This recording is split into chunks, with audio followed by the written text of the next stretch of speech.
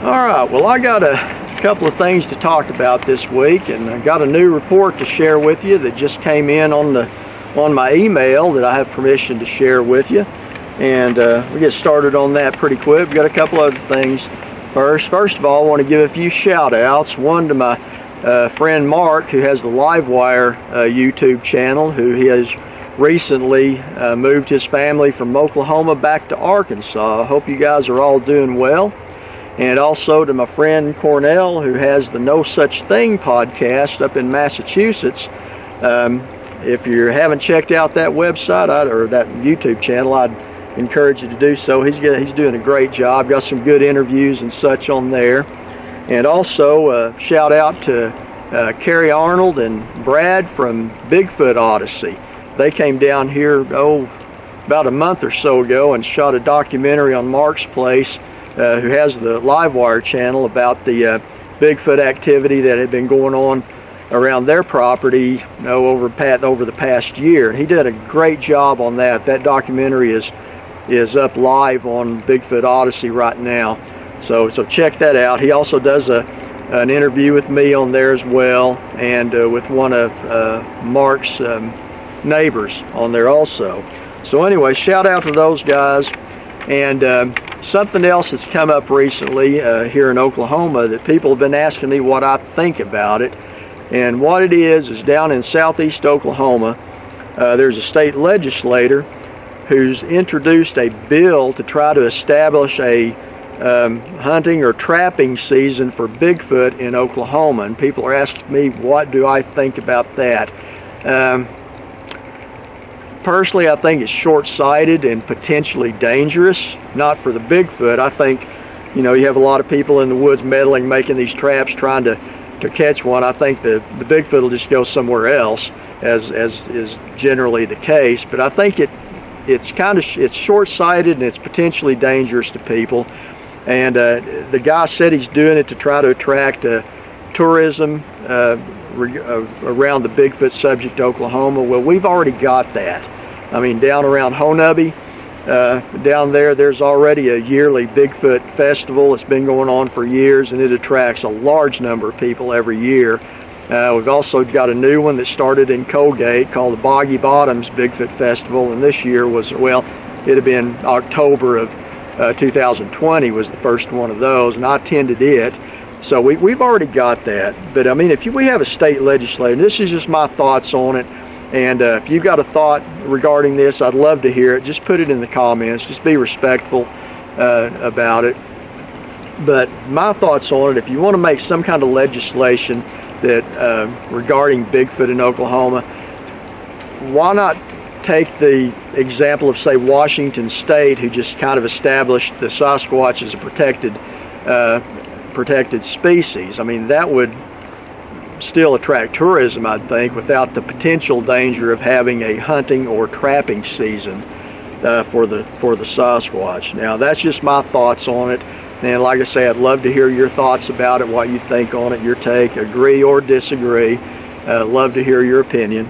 So anyway, moving right along, this is the new sighting report that I just received in my email, and this is a gentleman named Jack. And this is the second one he shared with me, and big thanks to you, Jack, for doing so. And Jack is retired military, and he gave me permission to use his first name and the story. So I'll jump right into it here.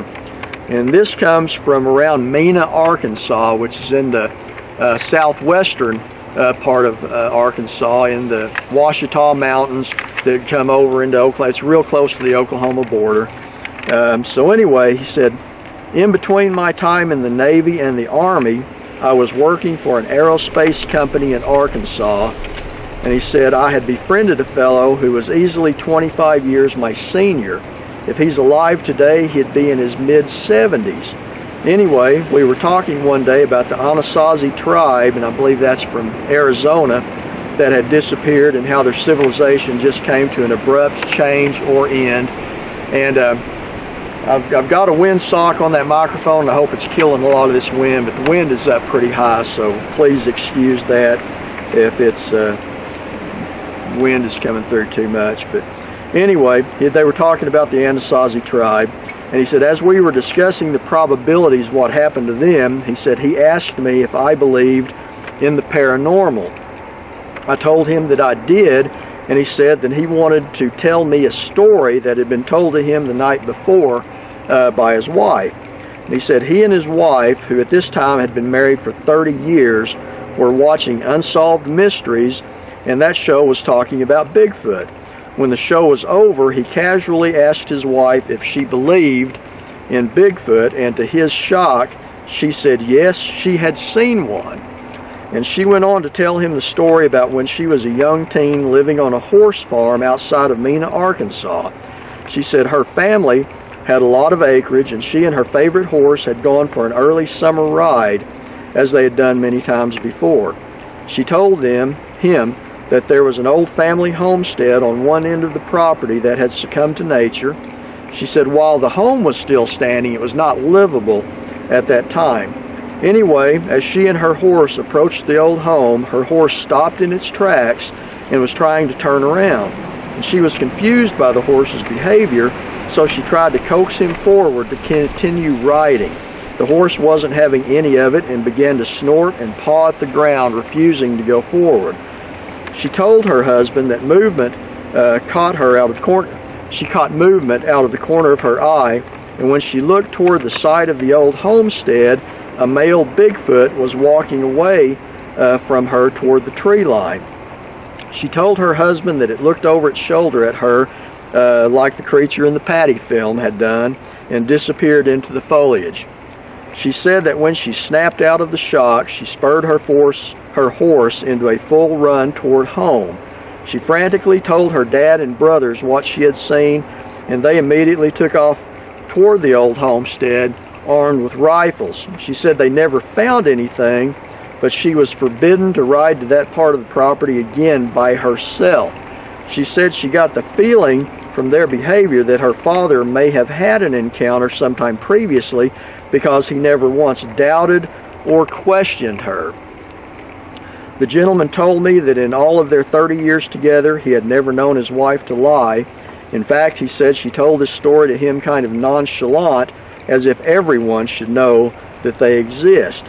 He asked what I thought about her story, and I responded that I had no clue how to respond to it. And he said, other than the Patty film that he had seen on, he said, Dr. Spock's show, which is Leonard Nimoy, as a kid, he said, I'd never heard personally of anyone seeing one of these creatures.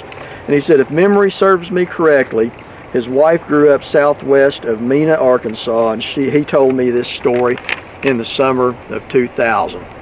So, very interesting story. That's the second one that I've got over the years of one walking out in front of a horse and then going back into the woods. So, as in most of them that I get, the Bigfoot, once it knows that it's being observed, it gets out of the area for the biggest part. But anyway, one of the interesting things here is the way that she told her husband. Was she talked about it nonchalant, just like everybody ought to know that they're out there and real. And I've talked to a lot of people from that part of the country down there, and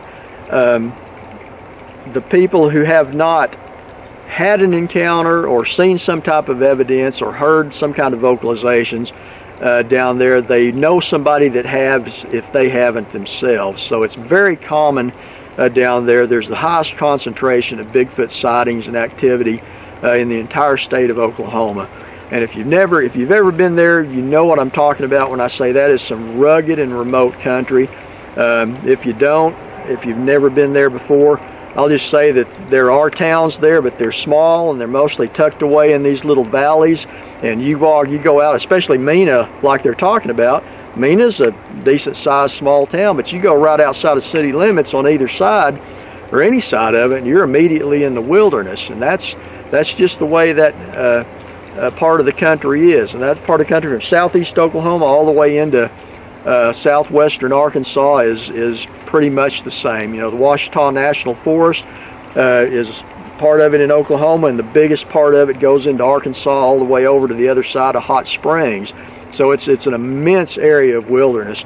And above that area, you get into northwest Arkansas, you start getting into the Ozark National Forest, which me and my wife just drove through a couple of days ago. And I mean, it's just a whole lot of remote, rugged country, just perfect habitat for creatures such as this, and that's undeniably why most of the sightings are from these areas. So anyway, if you guys, if anybody out there has a report or an encounter that you'd like to share, I'd love to hear about it. If you'd like for me to share it on this channel, just let me know, and I will. If you don't, I'd still love to have it for my own records. I'm building a database with this. Actually, I have been for the past 20 plus years. But anyway, if you have something you'd like to share, just send it to me in an email at bigfootandmore@yahoo.com. That's bigfootandmore@yahoo.com. And anyway, that's if you like what I'm doing with this channel, again, I'd encourage you to like, share, and subscribe. And anyway, that's what I've got for this week. And until next time, you guys take care.